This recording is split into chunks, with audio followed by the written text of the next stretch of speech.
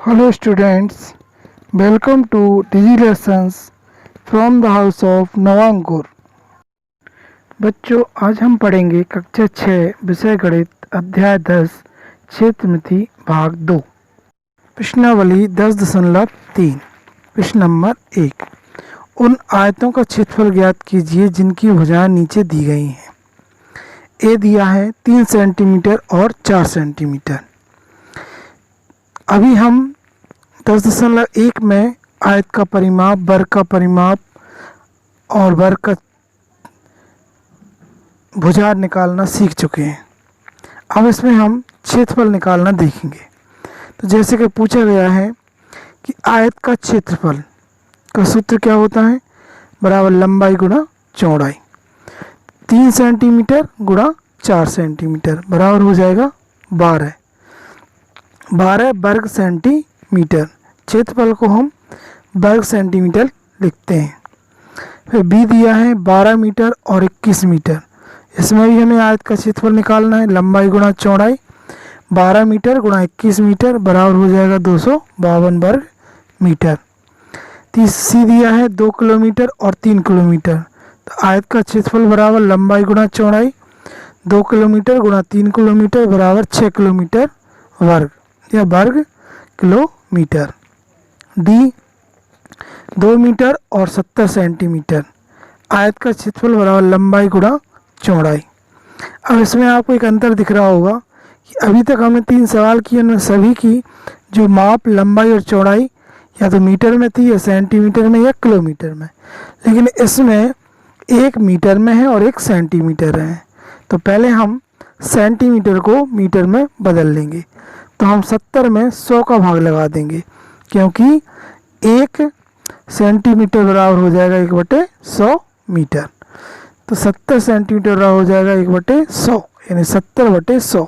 100 का हम भाग लगाएंगे 70 में तो 0.7 प्राप्त होगा। तो ये मीटर में कन्वर्ट हो जाएगा।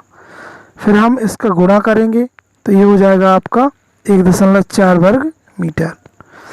प्रश्न नंबर 2, उन वर्गों का क्षेत्रफल ज्ञात कीजिए जिनकी भुजाएं निम्नलिखित हैं। ए 10 सेंटीमीटर, बी 14 सेंटीमीटर, सी 5 मीटर। तो वर्ग का क्षेत्रफल का सूत्र होता है भुजा गुणा भुजा। भुजा कितनी दी है 10 सेंटीमीटर, तो गुणा 10 सेंटीमीटर। 10 का 10 में गुणा करेंगे तो 100 वर्ग सेंटीमीटर प्राप्त होगा। फिर 14 सेंटीमीटर का निकालेंगे तो वर्ग का क्षेत्रफल बराबर भुजा गुणा भुजा। 14 सेंटीमीटर गुणा 14 सेंटीमीटर बराबर 196 वर्ग सेंटीमीटर। फिर वर्ग का क्षेत्रफल बराबर भुजा गुणा भुजा बराबर 5 गुणा 5 बराबर 25 वर्ग मीटर। प्रश्न नंबर 3, 3 आयतों की विमाएं निम्नलिखित हैं। ए 9 मीटर और 6 मीटर, बी है 17 मीटर और 3 मीटर, सी है 4 मीटर और 14 मीटर। इनमें से किसका क्षेत्रफल सबसे अधिक है और किसका सबसे कम?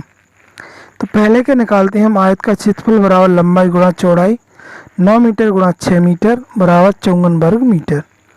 दूसरा हो जाएगा आयत का क्षेत्रफल बराबर लंबाई गुणा चौड़ाई, 3 मीटर गुणा 17 मीटर बराबर 51 वर्ग मीटर।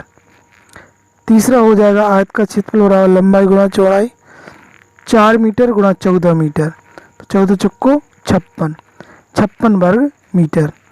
तो अतः आयत सी का क्षेत्रफल सबसे अधिक है और आयत बी का क्षेत्रफल सबसे कम है। प्रश्न नंबर 4, 50 मीटर लंबाई वाले एक आयताकार बगीचे का क्षेत्रफल 300 वर्ग मीटर है। तो बगीचे की चौड़ाई ज्ञात कीजिए। आयत की लंबाई दी है 50 मीटर और आयत का क्षेत्रफल दिया है 300 वर्ग मीटर। क्योंकि आयत का क्षेत्रफल बराबर लंबाई गुणा चौड़ाई होता है, इसलिए चौड़ाई बराबर आयत का क्षेत्रफल बटे लंबाई सूत्र हो जाएगा।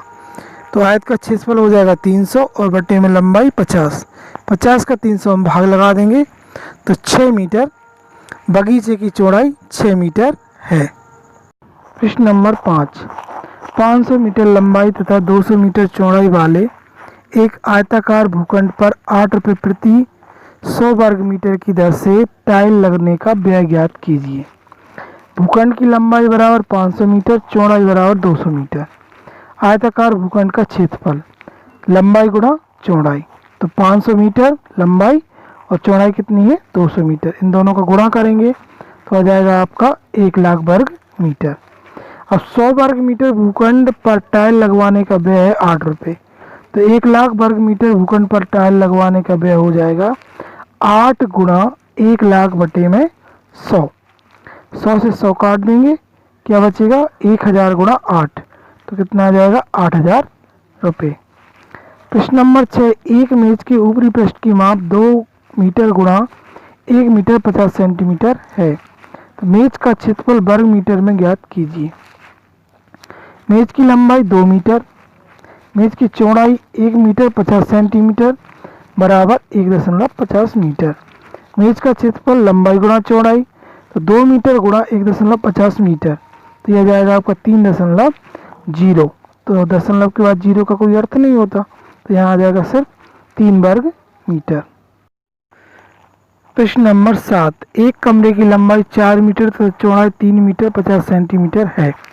कमरे के फर्श को ढकने के लिए कितने वर्ग मीटर गलीचे की आवश्यकता होगी। तो कमरे की लंबाई कितनी दी है 4 मीटर और कमरे की चौड़ाई कितनी दी है 3 मीटर 50 सेंटीमीटर, यानी यदि हम मीटर में लिखें 3.50 मीटर।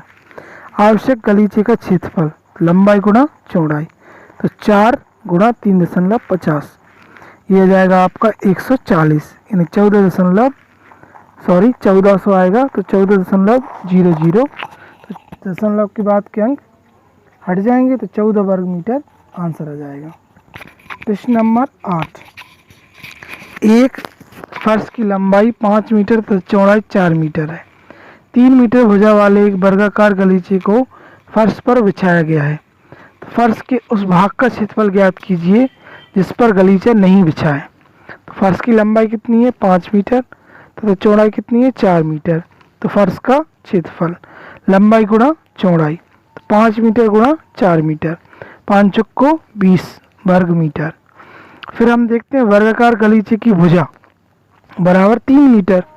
तो ये वर्गाकार है, पहले फर्श कैसा था आयताकार था, तो पहले हमने आयत का क्षेत्रफल निकाल लिया। अब गलीचे का क्षेत्रफल बराबर भुजा गुणा भुजा, तो 3 गुणा 3 बराबर 9 वर्ग मीटर हो जाएगा। तो फर्श के उस भाग का क्षेत्रफल जिस पर गलीचा नहीं बिछा है, तो 20 वर्ग मीटर में से 9 वर्ग मीटर हम घटा देंगे, तो बराबर कितना प्राप्त होगा 11 वर्ग मीटर। प्रश्न 9, 5 मीटर लंबाई तथा 4 मीटर चौड़ाई वाले एक आयताकार भूखंड पर 1 मीटर भुजा वाली वर्गाकार फूलों की 5 क्यारियां बनाई जाती हैं। तो भूखंड के शेष भाग का क्षेत्रफल ज्ञात कीजिए। एक क्यारी की भुजा बराबर 1 मीटर, एक क्यारी का क्षेत्रफल हो जाएगा भुजा गुणा भुजा, 1 मीटर गुणा 1 मीटर बराबर 1 वर्ग मीटर। 5 क्यारियों का क्षेत्रफल बराबर 1 गुणा 5 बराबर 5 वर्ग मीटर। भूखंड की लंबाई 5 मीटर है और चौड़ाई कितनी है 4 मीटर है। तो भूखंड का क्षेत्रफल कितना हो जाएगा 5 गुणा 4 20 वर्ग मीटर, और 20 में से हम जब 5 घटा देंगे तो 15 वर्ग मीटर हमारा भूखंड के शेष भाग का क्षेत्रफल ज्ञात हो जाएगा। तो भूखंड का क्षेत्रफल बराबर लंबाई गुणा चौड़ाई बराबर 5 गुणा 4 बराबर 20 वर्ग मीटर। भूखंड के शेष भाग का क्षेत्रफल बराबर भूखंड का क्षेत्रफल माइनस 5 क्यारियों का क्षेत्रफल। तो 20 वर्ग मीटर में से 5 वर्ग मीटर घटा देंगे तो प्राप्त हो जाएगा 15 वर्ग मीटर। प्रश्न नंबर 10, निम्नलिखित आकृतियों को आयतों में तोड़िए, इनका क्षेत्रफल ज्ञात कीजिए। भुजाओं की माप सेंटीमीटर में दी गई है। तो पहली आकृति आपको दिखाई दे रही है जिसमें क्या लिखा हुआ है, यदि हम ऊपर से देखें तो 1 3 2 2 4 3 3 4। तो HKLM का क्षेत्रफल 3 गुणा 3 बराबर 9 वर्ग सेंटीमीटर। IJGH का क्षेत्रफल 1 गुणा 2 बराबर 2 वर्ग सेंटीमीटर। FEDG का क्षेत्रफल 3 गुणा 3 बराबर 9 वर्ग मीटर। ABCD का क्षेत्रफल बराबर 2 गुणा 4 बराबर 8 वर्ग सेंटीमीटर। आकृति का कुल क्षेत्रफल यदि हम देखें तो 9 + 2 + 9 + 8 बराबर 28 वर्ग सेंटीमीटर प्राप्त होगा। अब हम आकृति बी को देखेंगे। आकृति बी का क्षेत्रफल, तो ABCD का क्षेत्रफल बराबर 3 गुणा 1 बराबर 3 वर्ग मीटर, और बी डी ई एफ का क्षेत्रफल 3 गुणा 1 बराबर 3 वर्ग centimetre. F G H I का क्षेत्रफल बराबर 3 गुणा 1 बराबर 3 वर्ग सेंटीमीटर। आकृति का कुल क्षेत्रफल 3 + 3 + 3 बराबर 9 वर्ग सेंटीमीटर। इसमें तीनों आयत बन रहे थे तो हम तीनों ने आयत के क्षेत्रफल निकाल कर उनको जोड़ दिया। प्रश्न नंबर 11 देखते हैं। निम्नलिखित आकृतियों को आयतों में तोड़िए और प्रत्येक का क्षेत्रफल ज्ञात कीजिए। भुजाओं की माप सेंटीमीटर में दी गई है। तो इस तरीके से 3 आकृतियां हैं। इन तीनों आकृतियों के अलग अलग क्षेत्रफल हम निकालेंगे। प्रश्न नंबर 11 का उत्तर पहला दिया था आयत ABCD का क्षेत्रफल बराबर 2 गुणा 10 बराबर 20 वर्ग सेंटीमीटर हो जाएगा। फिर आयत DEFG का क्षेत्रफल 10 गुणा 2 बराबर 20 वर्ग सेंटीमीटर। आकृति का कुल क्षेत्रफल देखें तो 20 + 20 बराबर 40 वर्ग सेंटीमीटर हो जाएगा। सेकंड आकृति देखें, यहाँ कुल 5 वर्ग हैं जिसमें प्रत्येक की भुजा 7 सेंटीमीटर है। तो एक वर्ग का क्षेत्रफल 7 गुणा 7 बराबर 49 वर्ग सेंटीमीटर। तो 5 वर्गों का कुल क्षेत्रफल हो जाएगा 49 गुणा 5 245 वर्ग सेंटीमीटर। आकृति सी का देखें, आयत ABCD का क्षेत्रफल 5 गुणा 1 बराबर 5 वर्ग सेंटीमीटर। आयत EFGH का क्षेत्रफल 4 गुणा 1 बराबर 4 वर्ग सेंटीमीटर। आकृति का कुल क्षेत्रफल देखें तो 5 + 4 बराबर 9 वर्ग सेंटीमीटर। प्रश्न नंबर 12, एक टाइल की माप 12 सेंटीमीटर गुणा 5 सेंटीमीटर है।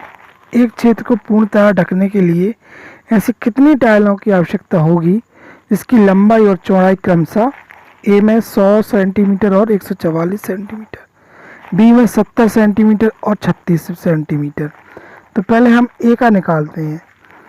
इस क्षेत्र का क्षेत्रफल क्या हो जाएगा 100 सेंटीमीटर गुणा 144 सेंटीमीटर, क्योंकि क्षेत्रफल क्या होता है आयत का लंबाई गुणा चौड़ाई। तो ये हो जाएगा 14,400 वर्ग सेंटीमीटर। एक टाइल का क्षेत्रफल देखें तो 5 सेंटीमीटर गुणा 12 सेंटीमीटर बराबर 60 वर्ग सेंटीमीटर।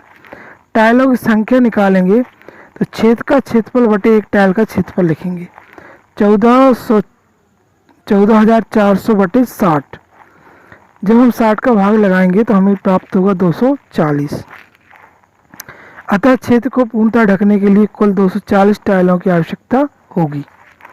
अब बी देखते हैं 70 सेंटीमीटर और 36 सेंटीमीटर। क्षेत्र का क्षेत्रफल क्या हो जाएगा 70 सेंटीमीटर गुणा 36 सेंटीमीटर बराबर 2520 यानी 2520 वर्ग सेंटीमीटर निकलेगा। और एक टाइल का क्षेत्रफल कितना होगा वही 5 सेंटीमीटर और 12 सेंटीमीटर बराबर 60 वर्ग सेंटीमीटर। टाइलों की संख्या क्षेत्र का क्षेत्रफल बटे एक टाइल का क्षेत्रफल, तो 2520 बटे 60 का भाग लगाओगे आप तो 42 बार चला जाएगा। अतः क्षेत्र को पूर्णतः ढकने के लिए कुल 42 टाइलों की आवश्यकता होगी। Thank you students.